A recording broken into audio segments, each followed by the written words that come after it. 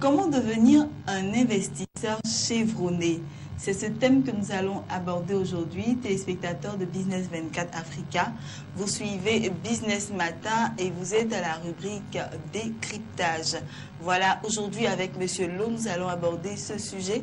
Et si vous voulez en savoir plus, ne bougez surtout pas. Asseyez-vous confortablement, nous reviendrons tout de suite.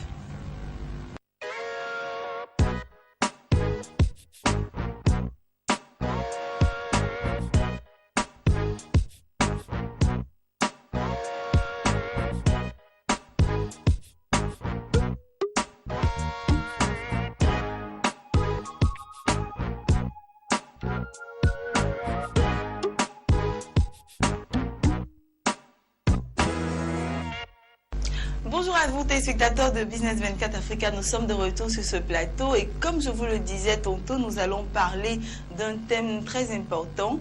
Nous allons parler de comment devenir un investisseur chevronné. Chers téléspectateurs, pour cet exercice, je ne serai pas seule. Je serai avec mon consultant maison en la personne de Monsieur Lo Damas. Monsieur Lo Damas, bonjour. Bonjour, madame. Merci d'être sur ce plateau. Merci pour l'invitation. Voilà, aujourd'hui nous allons parler d'un thème tout aussi important. D'accord. Voilà, comment devenir un investisseur chevronné. Avec vous, on apprend beaucoup de jour en jour, Monsieur Lo Damas. Il faut le dire, il faut le préciser. Et Monsieur Lo Damas, on va commencer tout de suite avec ce sujet. Définissez-nous d'entrée de jeu. Qu'est-ce qu'on appelle investisseur chevronné? Alors, un investisseur chevronné, c'est d'abord un investisseur. C'est-à-dire un investisseur, c'est quelqu'un qui prend des risques sur certains marchés. C'est quelqu'un qui injecte des moyens financiers dans une activité commerciale, sur certains marchés financiers. En tout cas, c'est quelqu'un qui prend des risques dans l'optique de rentabiliser cet argent qu'il a investi, qu'il a injecté. Donc, c'est de façon basique, c'est comme ça qu'on peut définir un investisseur. Mais quand on parle d'investisseur chevronné, on parle de chevronné lorsque l'investisseur a acquis une certaine expérience sur le marché dans lequel il investit. L'investisseur aussi, un investisseur chevronné, c'est un investisseur qui est très prospère financièrement. Et finalement, l'investisseur chevronné a une certaine influence sur le marché. D'accord. C'est-à-dire c'est quelqu'un qui a acquis une certaine notoriété et qui finalement, lorsqu'on vous dit par exemple qu'il y a tel investisseur qui a pris une position sur le marché du pétrole, tous les autres acteurs de ce marché-là sont pratiquement influencés par la décision de cet investisseur. D'accord. Donc, ce qu'on peut citer comme exemple d'investisseurs chevronnés, on a par exemple l'Américain Warren Buffett, qui est une célébrité mondiale, qui est la deuxième fortune mondiale. Warren Buffett est un investisseur chevronné. Il y a un autre du nom de George Soros, qui investit beaucoup plus, qui a un hedge fund, qui investit beaucoup plus au niveau du marché des devises, qui est également un investisseur chevronné. Il a une large expérience en matière d'investissement. Il est très prospère, c'est une grosse fortune. Et quand on vous dit George Soros a investi dans tel domaine, George Soros a pris telle position sur telle paire de devises, automatiquement, le marché est totalement influencé. D'accord, ce sont des chefs de file, on peut dire ça comme ça, des leaders. Voilà, ce sont des leaders, ce sont des chefs de file, ce sont des références en matière d'investissement. Et donc, cela résulte du fait qu'ils ont une large expérience, ils sont très prospères financièrement et ils acquièrent donc indirectement une grande notoriété parmi tous les acteurs donc, des marchés financiers. Voilà, Monsieur Lo Damas, je suis tentée de vous demander concrètement quelles sont les caractéristiques d'un investisseur chevronné. Alors, il y a un célèbre investisseur japonais du nom de M. Kiyosaki qui explique bien la notion d'investisseur chevronné. Il met en avant trois aspects fondamentaux. Le premier aspect, c'est le premier E, c'est l'éducation financière. Un investisseur chevronné est quelqu'un qui est bien éduqué financièrement, c'est-à-dire qui a reçu certaines formations, etc. Et qui, ce bagage intellectuel, cette façon de voir le monde des investissements lui permet donc de réaliser des prouesses extraordinaires en matière d'investissement. Donc, il y a le premier E qui est l'éducation, une bonne éducation financière. Le deuxième E qui caractérise donc les investisseurs chevronnés, c'est l'expérience. D'accord. Après avoir acquis donc la formation, l'investisseur chevronné expérimente ce qu'il a eu à peut-être acquérir comme recettes, comme recommandations, conseils, astuces, etc. Donc il se confronte au marché, il expérimente donc ses connaissances au niveau du marché. Donc il y a l'expérience qui peut prendre 1 an, 2 ans, 10 ans, etc. Le troisième élément, c'est le troisième E qui est bien entendu l'excédent de trésorerie.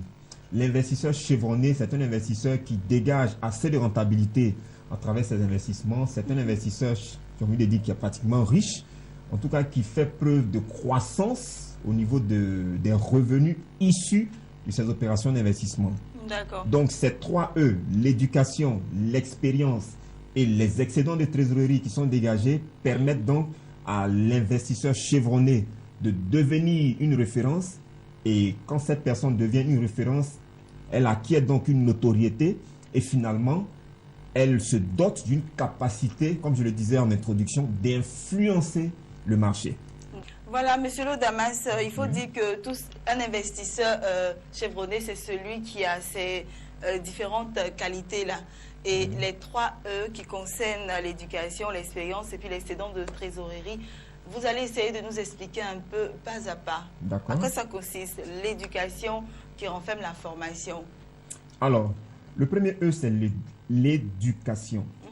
Un investisseur chevronné doit être bien éduqué.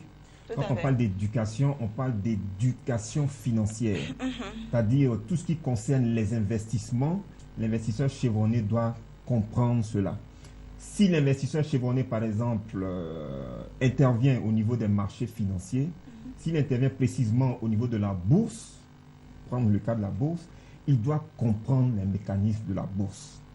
Il doit savoir comment est-ce que la bourse fonctionne, quelles sont les différentes techniques d'investissement, les différentes techniques de négociation, la tarification qui existe sur les différents marchés boursiers, comment gérer son portefeuille.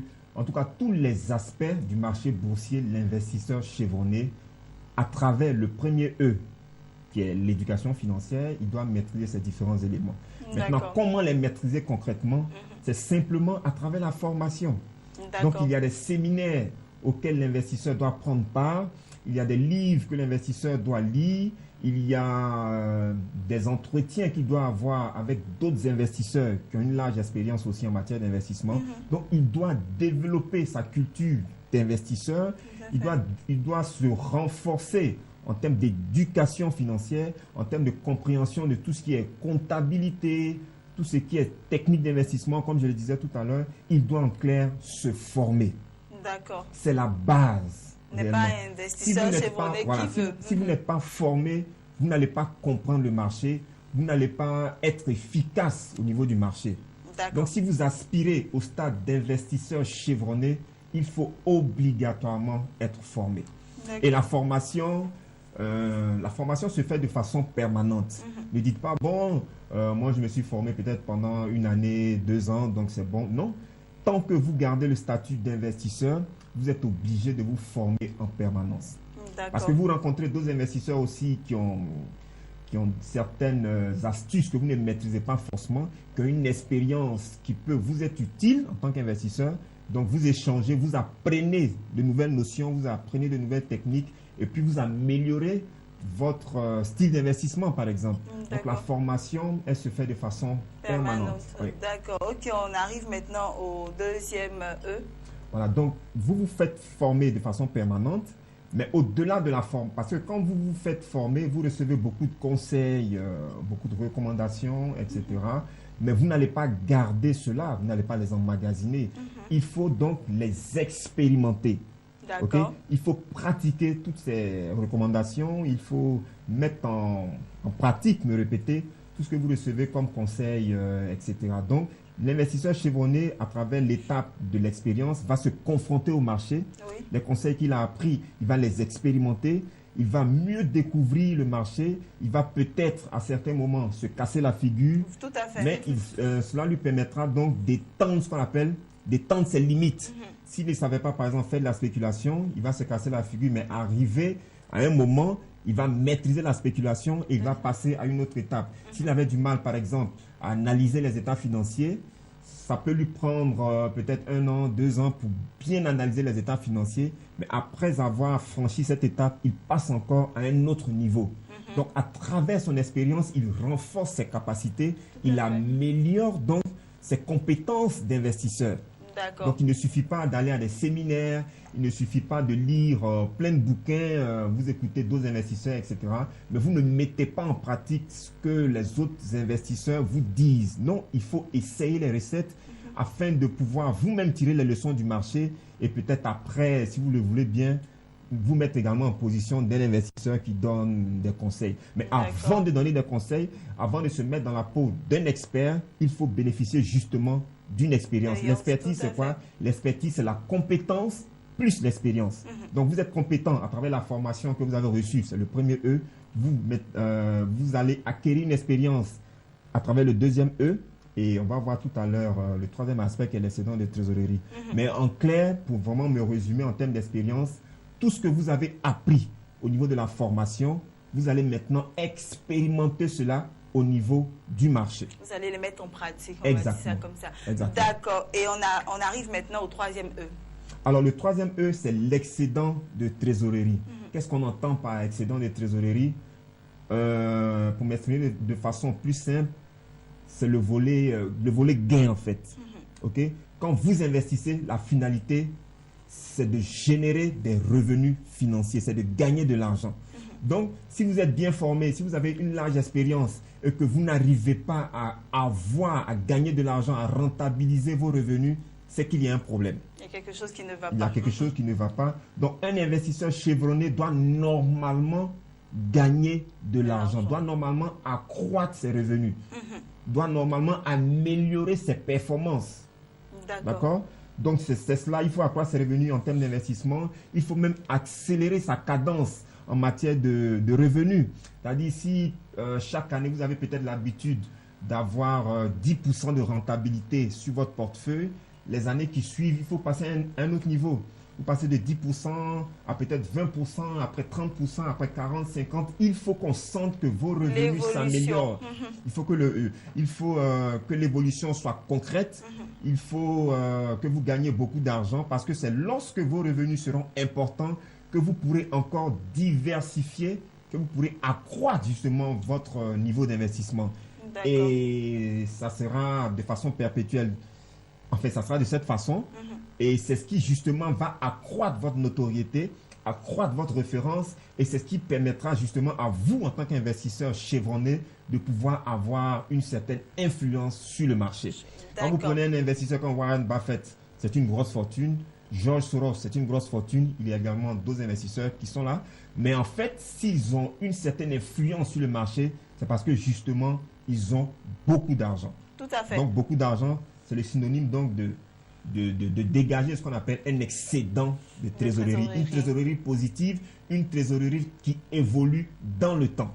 D'accord. Voilà. Donc, les 3 E sont ainsi expliqués par M. Lodamas.